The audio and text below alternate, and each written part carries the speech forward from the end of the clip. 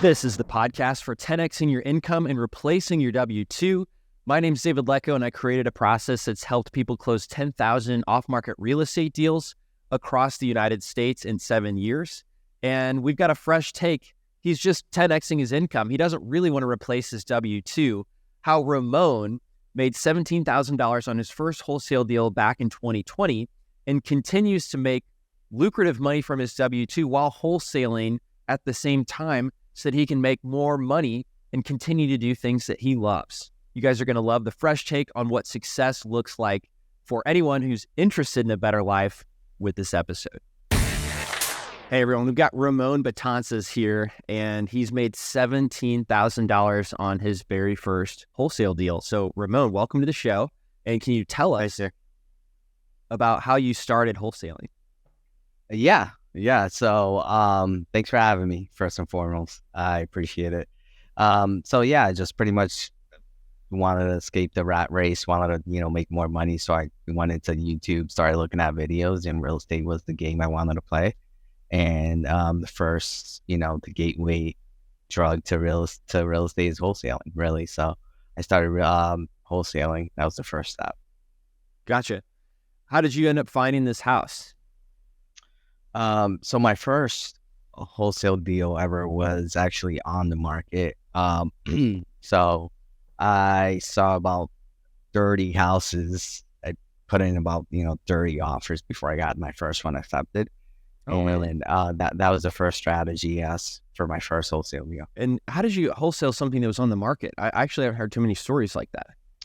Yeah, so I just had a relationship with a cash buyer. I told him what I had it on the market for, and he said, it was a great deal, and he would buy it from me, and he would pay me, 17 grand to take over the contract, and I signed the contract. Okay, so you did the digging around on Zillow or whatever you could view listed properties for sale, and you got it under contract with. Did you use a realtor? I'm assuming at the time, yes, said buy a realtor. Correct. So at the time, I did use a realtor, and okay. So I did, to answer your question, I did use a realtor. Did you just use the realtor's standard contract? I did. Okay. And then did you use an assignment contract to assign it to this buyer for a $17,000 fee? Correct. Yeah. Wow. So I just used the status money down? I put $100 down. Okay. But yeah, I just used a standard, realtor's contract, which is assignable. And I used a standard, assignable contract, and I signed the contract. So who did you guys use for your cash buyer? How did you have a relationship with somebody that you knew would buy it? I started going to RIAs. I would go to RIAs. That's the first step. So I would go to RIAs. I would network, and I just got a stack of business cards. So there's this one guy I really clicked with. We went out to coffee, and then I called him up, and he bought the deal for me in cash. Amazing. Yeah. How did you know it was a good price that he'd pay for? I have a little spreadsheet he gave me, and I would use it to kind of analyze the flips, and I would just calculate the RV, the rehab cost, and the purchase price, and kind of figure out the profit margin from there. Okay, gotcha. Yeah, I went to a meetup too where they handed out a sheet, and it was like, in this part of town, this square foot, we'll pay $90,000 all in, and it was just like a chart of. Exactly. Yeah, super helpful. So yeah, great way to find a buyer at a meetup. I just made an episode 95, like 9 ways to find a buyer. So I included that in one of my 9 ways. So great job. Nice. Yeah. So I mean, 17,000 is quite a bit. Do you remember what you did with that money? Because this was back in 2020, right? Yep. So I just started looking for more deals, looking for offer. Market? On the market initially, yes. So I started on the market initially, and then I started cold calling, I believe. We started cold calling lists, and we went from there. Okay. What type of list did you pull when you were cold calling? It was just like neighborhood lists, really. It wasn't really lists, any specific type of list. I did that for a while, but then I started to niche it down. high equity, things like that. But I started initially with just random neighborhood lists. Okay. You probably had that spreadsheet, from your guy that mentioned specific neighborhoods that he wanted to buy in, right? Yeah, zip codes. Gotcha. And you did high equity because that way they could afford to sell it for a discount, right? Exactly. If they wanted to. Any other criteria on that list? Just high equity. I remember they had mentioned, years of ownership was an important thing to look at as well. Yeah, they owned it a long time, so maybe they want to. Yeah. What's your opening line when somebody picks up the phone? So, hey, this is Ramon. Yeah, hey, this is Ramon. I'm an investor. I'm looking to buy some properties. You own that property at 123 Main Street, right? We would say, yeah. So, do you have any interest in selling the property? Yeah, It's really they that say simple. no. Just hang up, right? I said, do you have any other properties you might be looking to sell? They say no. I ask them, do you have any plans of selling it ever? If they say no, then I just move on. If they say yes, then I try to add them to my follow-up and just move on after that. Yeah. Hey guys, if you know you want to quit your job in the next 3 months, make sure you're subscribed to this podcast because we've got some incredible frameworks with step-by-step instruction that you're not going to want to miss. Also, leave us a rating and review to let us know your favorite parts and why you want to get financial freedom. Gotcha. Well, that's great, man. You went from doing it on the market, which is rare. That's a cool story. Yeah. But, what were you doing? Like, what motivated you? Because I know you said you did some flips too. Did you actually do flips before your first wholesale deal? I did one flip before my wholesale deal, yes. All right. How did that go? It was a mess. I hired a GC. The GC is never there. His subcontractors, he would ask for disbursements when there's no work completed. It was just a mess. I did end up, I made like $3,000 when it was all said and done. How long did it take? It took me a long time. It took me like from start to finish, like 6 months. Yeah. Yeah. It's a long time for $3,000. Yeah. I was like, screw this, man. I went to wholesale. Cool. And so you did more wholesaling after that? Yeah. Because you thought it was easier. Yeah. I mean, I still do fix and flip today. If it's just paint, carpet, nothing too big, I feel like it can't handle, I'll still do it. Otherwise, I'll just wholesale it. Gotcha. Is wholesaling kind of something you're doing as a side hustle on autopilot, or was there anything this year that you felt like you really learned from another year of wholesaling? It is a kind of a side hustle for me on autopilot. But what I learned is driving for dollars is the best list you could possibly do.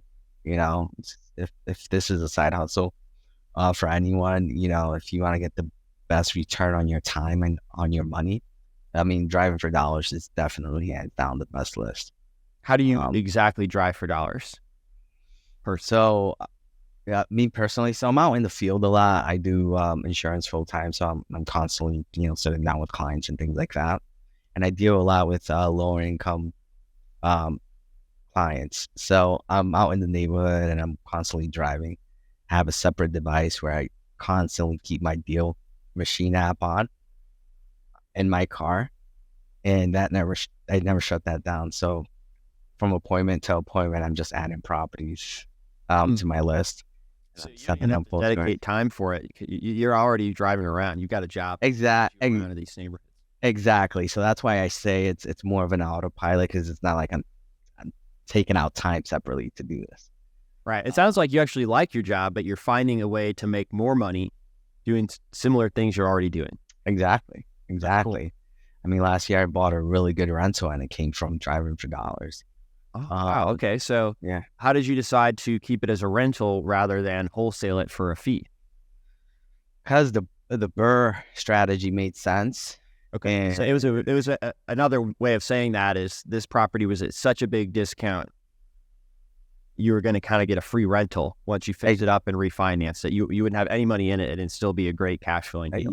Yeah, I mean, it was better than free. I made, 6-figure profit and I got to keep the rental. And on top of that, I didn't really need the cash. I'm at a point in life where, if I find a good deal, I don't have to sell it. I could actually keep it. Love that. Congratulations on getting there. That's a great place to be. Thank you. And I often think about wholesaling as a way, if somebody doesn't have the cash.